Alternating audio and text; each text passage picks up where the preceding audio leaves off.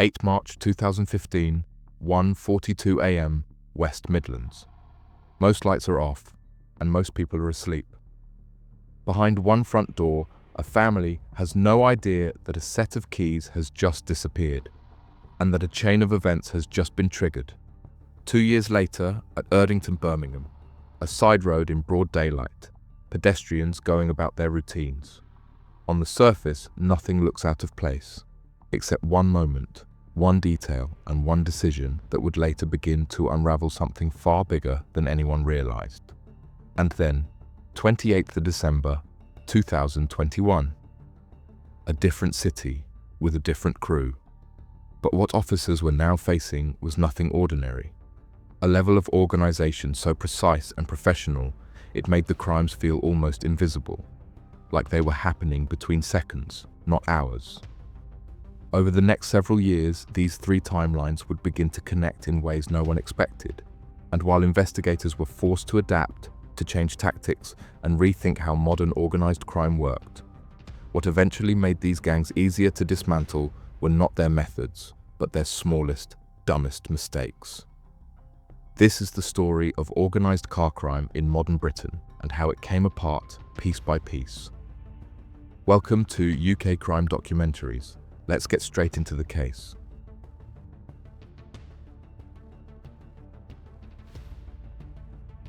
By the early 2020s, car theft in the United Kingdom was no longer just about stealing a vehicle and disappearing into the night. It became a tool for survival and more like performance. This first case centers around a small but highly active group operating across the West Midlands, particularly in areas around Birmingham and surrounding towns. According to reporting, one of the central figures was Waqar Khan, described as a key individual within the group. He wasn't just another participant. He played a consistent active role in coordinating movements, transport, and targeting. Alongside him were Haris Haroon and Muhammad Aqlim Ali, both involved directly in the daily activities of the group. Another associate, Bilal Khan, was also connected to the operation, often appearing alongside the others in shared locations and movements. What set this group apart wasn't just the number of cars they took, it was how they treated the entire process. Traditionally, car thieves avoided attention. They worked quickly, kept their identities hidden, and moved vehicles as quietly as possible, but this group did the exact opposite of that. And we will talk about this in a few minutes. These weren't strangers randomly working together. They were connected through the same neighborhoods, the same routines, and the same spaces, both offline and online. And that's where this case starts to reflect something much bigger.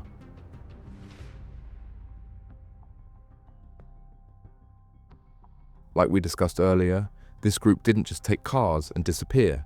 They documented what they were doing, and they documented it consistently. Police analysis later showed that members of the gang regularly filmed themselves inside stolen vehicles. Some of the recovered footage showed them driving those cars shortly after the thefts had taken place. In other clips, they were seen performing wheel spins, speeding through quiet streets, and filming the interiors of vehicles that had been taken only hours earlier. The videos weren't posted publicly on open platforms. Instead, they were circulated through private messaging applications, primarily WhatsApp and Snapchat, within their own network. These platforms gave them a space where they believed they had control over who was watching. Inside these closed digital spaces, the stolen vehicles were treated more like symbols, proof of involvement, proof of access, and status. What made this even more significant was that the group didn't just record their own actions. They also actively followed the public reaction to the thefts. Police recovered screenshots from their phones showing posts made by victims on social media where car owners asked for help locating their stolen vehicles. They also saved posts from community pages reporting on car thefts and police recoveries. Instead of avoiding attention, they were monitoring it. What shocked investigators most was their messages. These messages show they were tracking which cars had been recovered and which ones hadn't. In some cases, they checked whether a car they abandoned or moved had been located by the police. This level of observation wasn't about fear, it was about control. They wanted to know how their actions were being seen and how effectively they were avoiding immediate consequences. Smartphones played a central role in how this culture developed. The devices weren't just communication tools. They were used to film, store, share, and assess. Every theft became part of an archive they developed themselves, a digital trail that recorded locations, vehicles, faces, and timings. What makes this important is not just that they recorded their crimes, but that they did so willingly. They saw the documentation as part of the experience, part of their identity inside that world. However, what they didn't realize was that somewhere along the way, investigators weren't just watching the cars disappear, they were watching the patterns behind them. And that pattern was about to become impossible to ignore.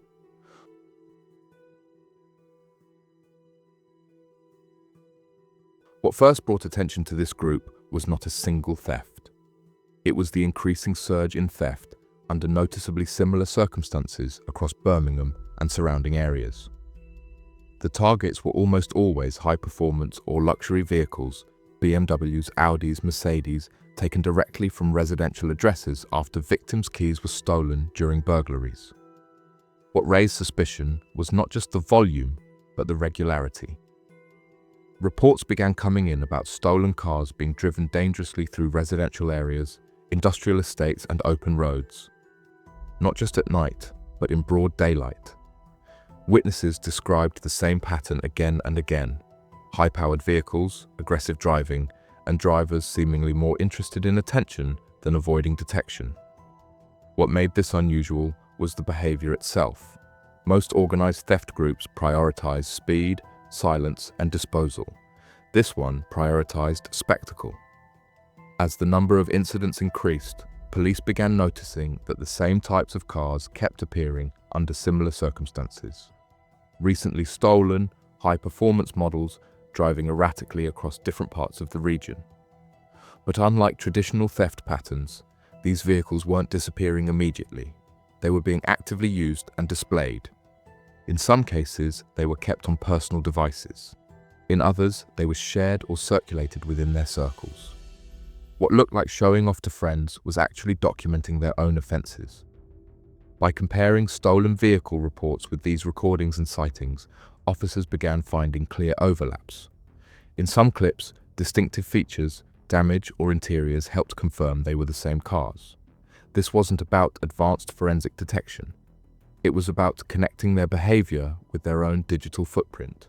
And while they believed those videos were just entertainment, police saw something else entirely. This digital evidence formed the backbone of the case. It didn't rely on speculation. It relied on what the group had willingly recorded themselves. Once investigators had established clear links between the suspects, the stolen vehicles, and the footage, arrests followed as part of the same investigation. What happened next inside the courtroom would decide how seriously this behavior would be treated and how hard the justice system would come down on them.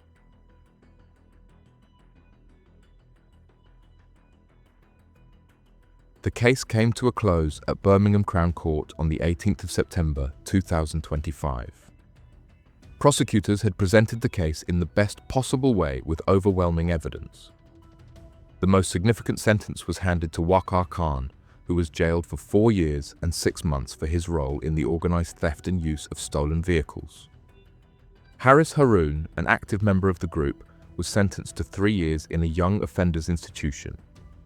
The court then dealt with Bilal Khan, who received a 2-year suspended sentence. The youngest member, Mohammed Aklim Ali, was dealt with separately due to his age. He was given a 36-month youth supervision order and ordered to take part in a restorative justice program. As this case closed in the West Midlands, police were already facing something even larger: a fully structured car theft network operating across multiple regions.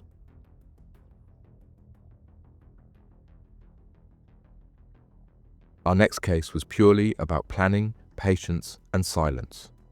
It revolved around a coordinated car key burglary network operating across parts of the West Midlands, primarily in Birmingham, and surrounding areas such as Erdington and Cannock.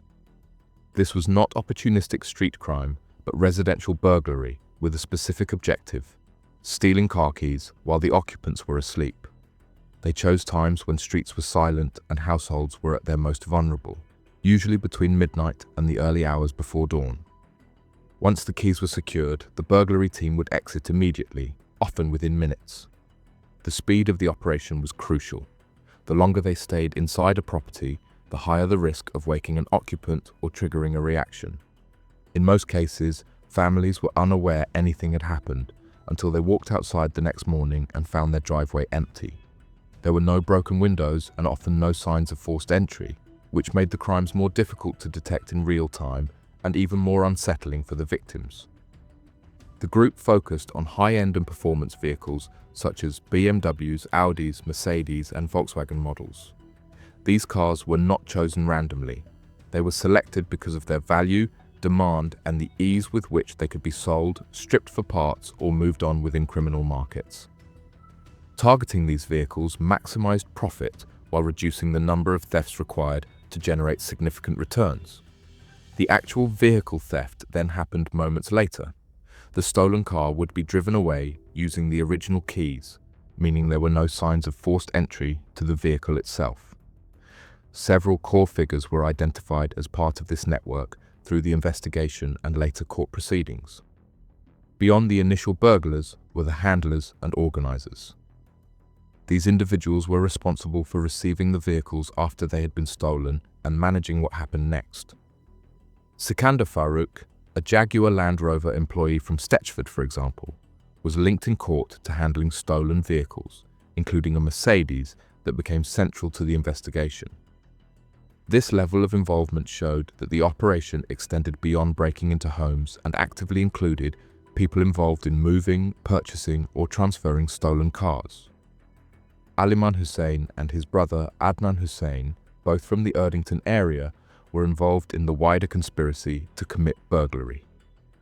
Their location and associations would later become significant as the investigation unfolded. Nathan Summers, described by police and the court as a career burglar, was directly involved in the theft side of the operation, entering properties and taking car keys during these nighttime burglaries. Gavin Hladky from Perry Bar was connected to the handling of stolen vehicles, including a Mercedes that became part of the wider evidence trail. Akil Hussein was also convicted in relation to the burglaries and attempted burglaries carried out during this period. Together, these individuals were not acting independently, but as part of a connected structure in which different roles were carried out by different members. There was also a disposal element to the operation. While the full structure of the downstream network was never publicly detailed, the pattern of how the stolen property was handled strongly indicated links to wider illegal resale and distribution systems. Items taken during the burglaries were not simply kept or discarded.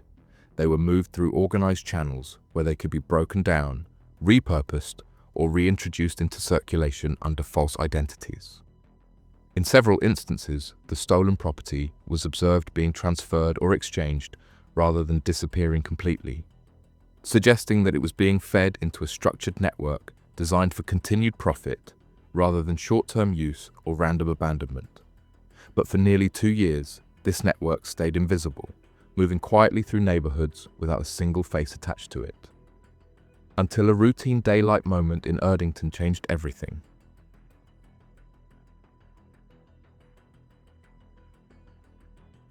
By April 2017, police intelligence had been building slowly, based on patterns, victim reports, and fragmented sightings.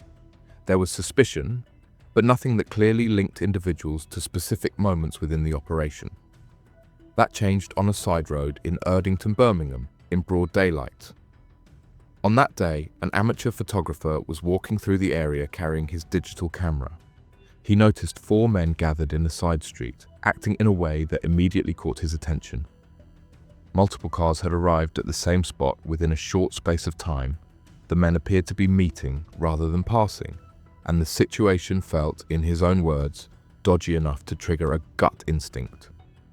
Instead of ignoring it or walking on, he took several clear photographs of the group and the vehicles involved. One of those pictures captured a moment that would later become central to the investigation. Sikander Farouk was seen getting into a Mercedes that had been reported stolen only hours earlier. The image also showed the exchange taking place between Farouk and Gavin Hladky, who had sourced the vehicle and was meeting him on that road to hand it over. Unlike CCTV footage, which often lacks clarity or facial detail, this photograph clearly showed the individuals, the vehicle, and the context of the exchange in daylight. The man later handed the images to the police, not fully realizing at the time what he had captured. For investigators, it was more than just a lucky brayhook. It provided a fixed moment in time, a real-world link between suspects and a specific stolen vehicle, and proof of interaction between individuals who had already appeared in other strands of intelligence. From that point on, the investigation shifted. What had previously been a web of suspicions became a clearer structure. One photograph did what months of silent burglaries never could.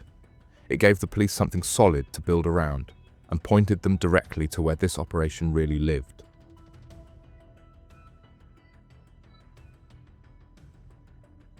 Following the breakthrough in Erdington, police began moving from observation to intervention. Intelligence gathered from the photograph, vehicle reports, and ongoing surveillance pointed investigators towards specific addresses connected to the group.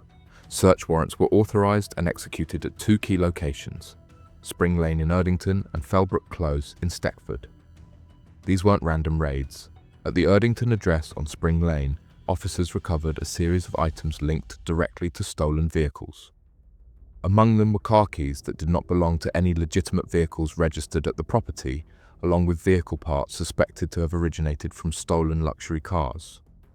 These weren't generic car components. Some matched parts from vehicles which had been taken during the earlier burglary phase of the investigation. The presence of these items suggested that the cars were not just being stolen and forgotten, but were actively being broken down, handled, or prepared for further movement. At Felbrook Close in Stekford, linked to Sikander Farouk, police found further evidence supporting this wider operation. On the drive of the property were two high-performance vehicles, a BMW M3 and a Nissan GTR. While these vehicles were not automatically classed as stolen at the time, they raised immediate attention due to the context of the investigation and Farouk's link to handling stolen cars.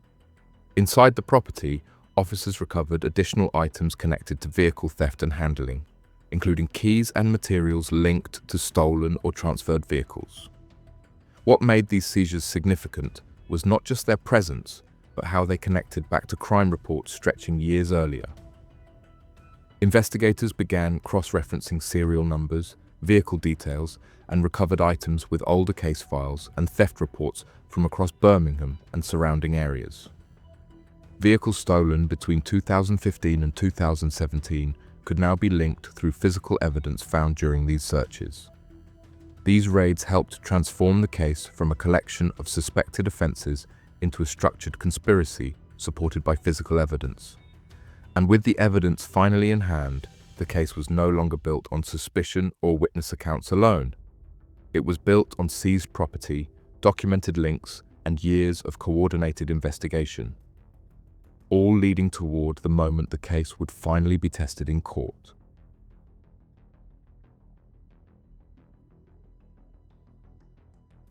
The case eventually reached its conclusion at Wolverhampton Crown Court, where the full scale of the group's activities was laid out before the judge. Prosecutors presented all the evidence and the case details. In total, the court heard that at least 16 confirmed vehicles had been stolen as part of the conspiracy, with an estimated total value exceeding £500,000, and that the true figure may have been higher due to suspected, unreported, or unproven incidents. Detective Sergeant James Byrne, speaking after the sentencing, described the group as a well-organised operation targeting high-performance vehicles across the Midlands. He highlighted how the investigation had required cross-force cooperation, detailed analysis, and long-term intelligence work to bring the conspiracy together into a case strong enough for court. At the centre of the case was Sikander Farouk, and in November 2019, he was sentenced to 5 years in prison. But that sentence did not change his world, and it didn't end his story. We will discuss this in a few minutes. Adnan Hussein of Erdington, who admitted his involvement in the conspiracy, was sentenced to 3 years and 9 months in custody. His brother, Aliman Hussein, pleaded guilty as well, but his sentence reflected the court's view that he had been drawn into the operation at a later stage and played a lesser role. He received a 2-year suspended sentence along with an order to complete 200 hours of unpaid work. The court also sentenced several other members involved in different parts of the operation. Nathan Summers was jailed for 3 years after admitting burglary and handling stolen goods. Gavin Hladky, who admitted handling the stolen Mercedes and facilitating its transfer, was sentenced to 2 years and 3 months. Akil Hussain, who admitted 2 burglaries and 1 attempted burglary, received a sentence of 2 years and 3 months. But while the court believed this network had been dismantled in the world of car theft, one name from the case was about to resurface, this time connected to something far more dangerous than stolen vehicles.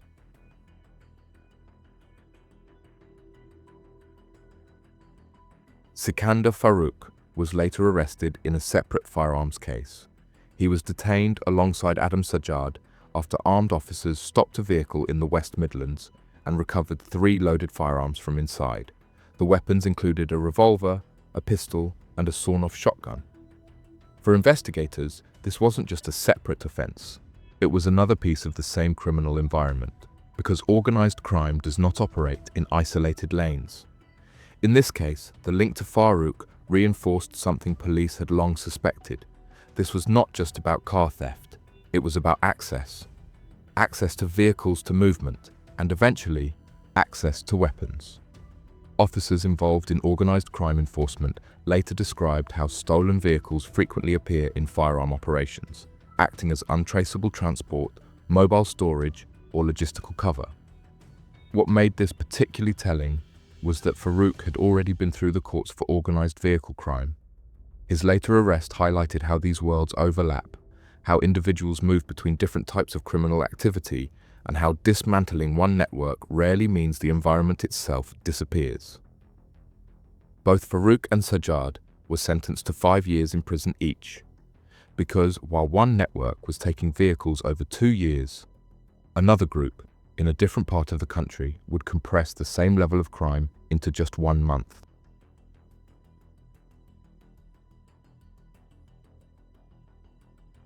The third case unfolds over just 31 days, but in that short window, the damage rivaled networks that had operated for years.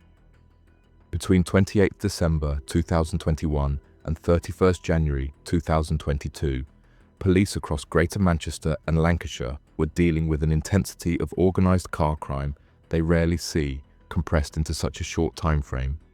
At the centre of it were 3 men, Daniel Scollins, Lucas Hunter, and Bradley Anderson, a trio who, in just 1 month, carried out or were linked to 21 burglaries and the theft of 17 high-value vehicles with an estimated total worth between £395,000 and £500,000. Unlike slower, long-term criminal networks, their operation was fast, aggressive, and continuous. They didn't target one area. They moved across a wide geographic spread, striking in Manchester, Oldham, Salford, Bury, Rochdale, Stockport, Tameside, and parts of Lancashire. In some cases, they committed multiple burglaries in a single night, moving from one town to another before dawn. What made this trio particularly alarming wasn't just the number of crimes they committed, it was how they got inside. Their preferred point of entry was almost always the rear of a property. Back doors, patio entrances, and side access points where homeowners felt most secure were deliberately targeted because they were out of sight from the street and often overlooked by neighbours. These areas provided cover, silence, and time. To breach those entrances, they didn't rely on brute force alone. They used blowtorches to burn through door locks and surrounding mechanisms, weakening the structure without setting off alarms. In other cases, they used lock-snapping tools, designed to break modern lock barrels within seconds. These were not improvised methods. They were techniques adapted specifically to defeat residential security systems quickly and with minimal noise. Once access was gained, they didn't waste time moving around the house. Like many organised burglary groups, their objective was focused. Like other 2 gangs, they also went straight for car keys. Within minutes of entering, they were already heading back out, using those keys to start the vehicles parked outside. The speed of the operation meant families often slept through the entire burglary, unaware they had even been violated until the morning. In several cases, victims later told the court they were left traumatized, describing how they felt unsafe in their own homes afterward. What alarmed investigators wasn't just the number of offenses, but the speed and coordination. By the end of January 2022, detectives had linked the trio to a confirmed trail of break-ins and stolen vehicles stretching across nearly every major borough in Greater Manchester. For much of the month, the trio's operation moved faster than police could respond. This was when the wider pattern finally came into focus. Alongside this, officers carried out extensive CCTV analysis. Footage from residential streets, industrial areas, and traffic cameras showed the same stolen car. And while they believed they were controlling the streets, detectives were now following them step by step, in real time.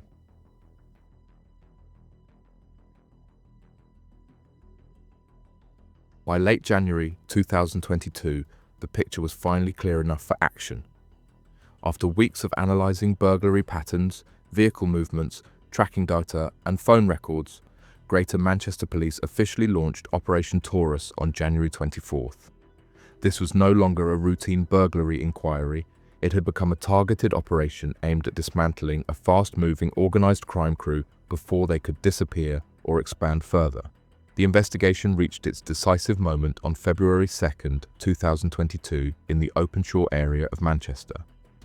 Officers from GMP's Serious and Organised Crime Group, supported by specialist units including the Tactical Vehicle Intercept Unit, moved in on a yard on Lee Street where intelligence suggested 2 of the suspects would be present. That morning, Lucas Hunter and Bradley Anderson were spotted at the location. When officers attempted to detain them, the situation developed into a brief pursuit. Despite attempts to evade police, both men were taken into custody at the scene. Nearby, officers recovered a same white Audi S3. The arrests didn't stop there. Just days after the Openshaw operation, detectives arrested Daniel Scollins in Hyde, following further intelligence linked to his movements and involvement in the burglaries. During the arrest and subsequent searches, officers recovered additional items consistent with the methods used in the crime spree. Among the seized objects were a blowtorch, believed to have been used to force entry into properties, and walkie-talkies, which investigators suspected were used by the group to communicate during burglaries and vehicle movements. Operation Taurus had done what the gang believed was impossible. And now, with the arrests made and the evidence secured, the final stage remains. And we are heading towards exactly.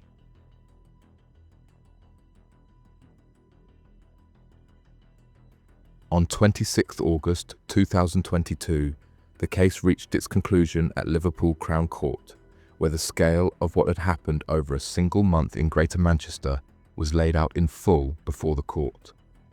After the sentencing, officers from Greater Manchester Police made it clear that this case carried a wider message. They stated that this investigation proved no gang is too organised, too fast, or too sophisticated to be caught. Operation Taurus had shown that even in a crime wave designed around speed and movement, patterns can be found, systems can be broken, and networks can be dismantled. The sentencing reflected both the scale and the impact of what they had done. In his remarks, the judge highlighted not just the financial damage, but the emotional harm caused to victims. He spoke about the terror of families waking to find their homes violated and their cars gone, and about the fact that children were asleep in the houses during several of the break-ins. He described their actions as calculated, invasive, and deeply traumatic for those affected. Bradley Anderson was sentenced to 8 years and 3 months in prison. Lucas Hunter received the same sentence of 8 years and 3 months.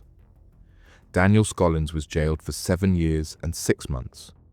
Together, their combined prison time totaled 24 years behind bars. What do you think about the cases and the sentences? Let us know your thoughts in the comments below. We'd love to hear your take.